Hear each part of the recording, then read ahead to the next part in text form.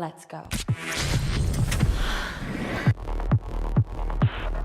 A perfect balance of 7 days each.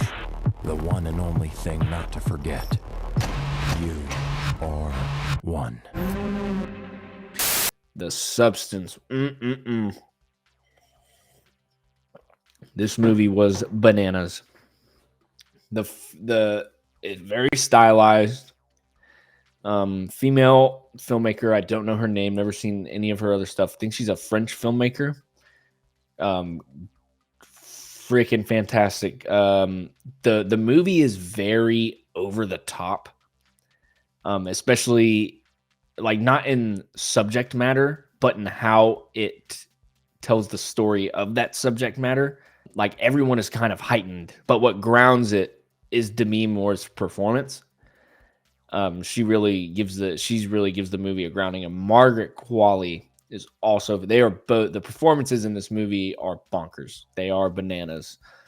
Lots of kinetic camera movements. Yeah, all this stuff is like, it's weird because basically Demi Moore is the star of this aerobics show and they're looking for a replacement. And it's about like Hollywood and aging and how Hollywood treats women, which Demi Moore just actually won a Golden Globe for this. But yeah, it's weird because the like aerobics shows don't exist anymore, you know?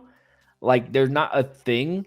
But there's this like, it's like very like if they didn't tell you, if there wasn't like modern technology in this film, you would think it takes place in the 80s. But yeah, so basically Demi Moore is fired from her show and she gets a note to call this number and basically take this substance. And Margaret Qualley, a younger version of her, is birthed out of her back. And it's very body horror. This movie is my favorite movie of the year, I think, but it's not for everybody. It is not for everyone. If you can't handle like really grotesque body horror stuff, which I'm not even like a big fan of anyway, but this movie is like Frank Henenlotter. By the time you get to the end, it's like Frank Henenlotter body horror meets Sam Raimi over the top blood geysers. The soundtrack and score for this movie was also really good.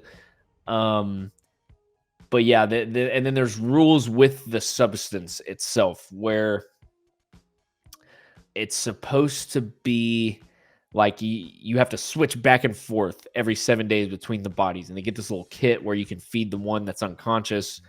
And if you don't, you have to stick to the rules, and if you don't, bad things happen. I don't even want to spoil it. I don't want to spoil anything about this movie. The third act, it just keeps going more and more over the top and absurd in a way that you do not see from movies now. I was in the theater with 3 other people who went to this movie together.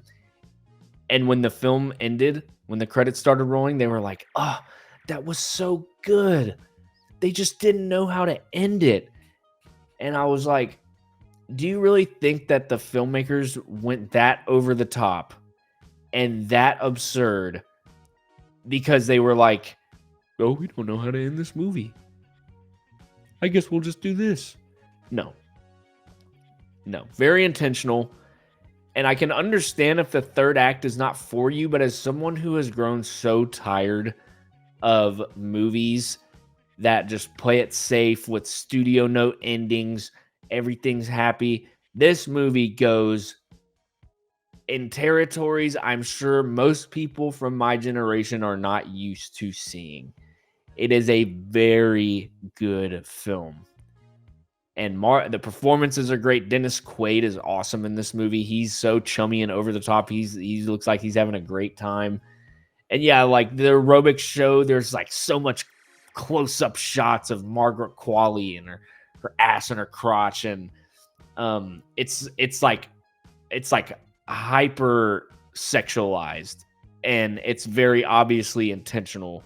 It's a satire on how Hollywood treats women. And as someone who doesn't like movies about romanticized ideas of going to make it in Hollywood. I very much enjoyed this film. Very good.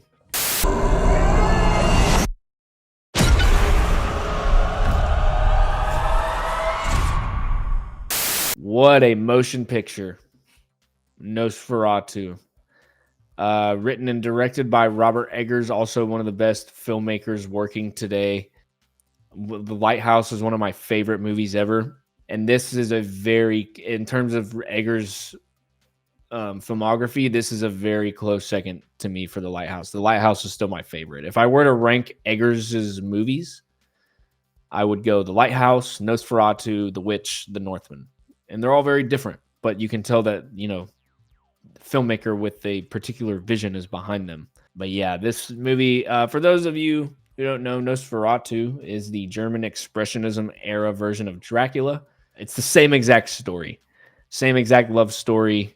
This movie kind of does a little twist on the love angle, but it's the same exact story, same like characters, just with different names. And this is a little bit of a mix between the character names from Nosferatu and character names from Dracula, from Bram Stoker's Dracula. It's very much a hybrid. And yeah, Eggers' filmmaking, you can tell, it just continues to evolve.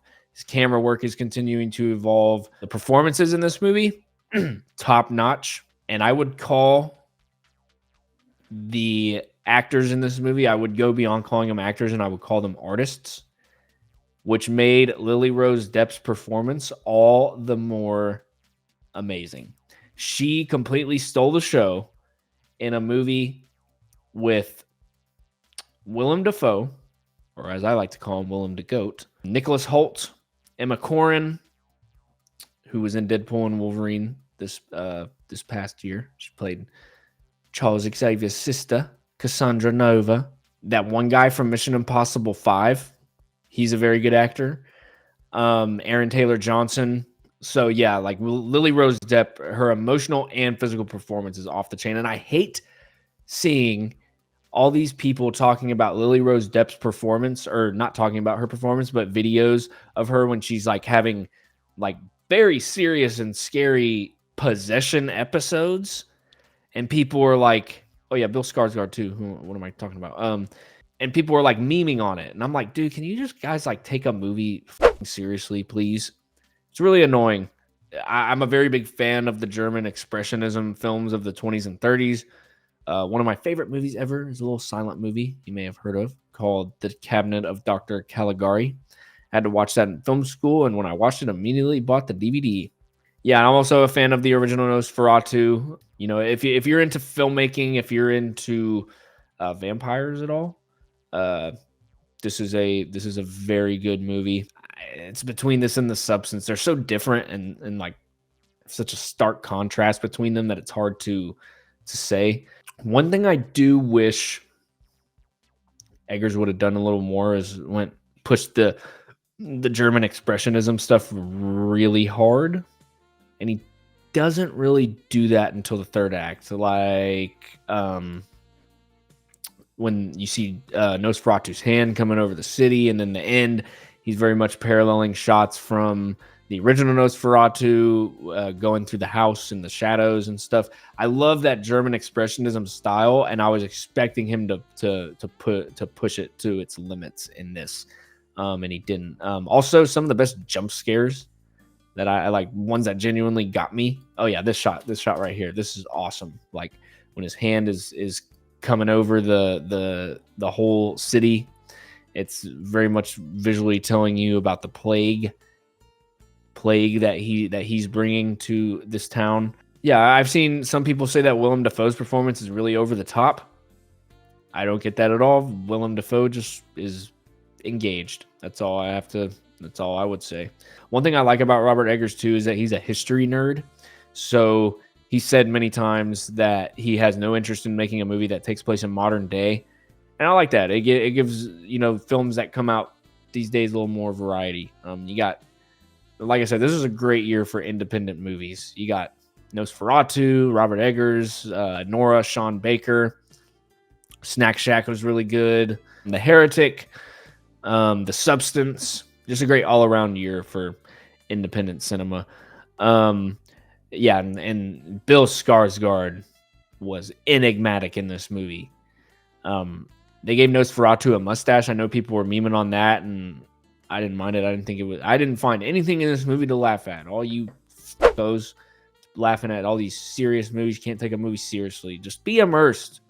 Like, this is an immersive ass movie. I saw it twice, and the first time I thought it took a little long to get going, but when I watched it the second time, I was like, no. I think I just the first time wanted it to get to Nosferatu, but it gets to him relatively quickly. There's a nice little twist at the end of the movie. For those of you who aren't familiar with the story and the way that he retells the story, he very much puts his own stamp on it. There's 3 Nosferatus now. There's the 1920s one, the Herner Wurtzok one from the 70s. I haven't watched that one. And then this one. And this one is, man, it's good. I cannot wait to buy this 4K. It is a beautifully shot movie. And the sound design too, man. The sound design, the music, all components of a film that you really want to come together and work perfectly in this movie, enigmatically. Yeah, Robert Eggers, keep doing what you're doing, man.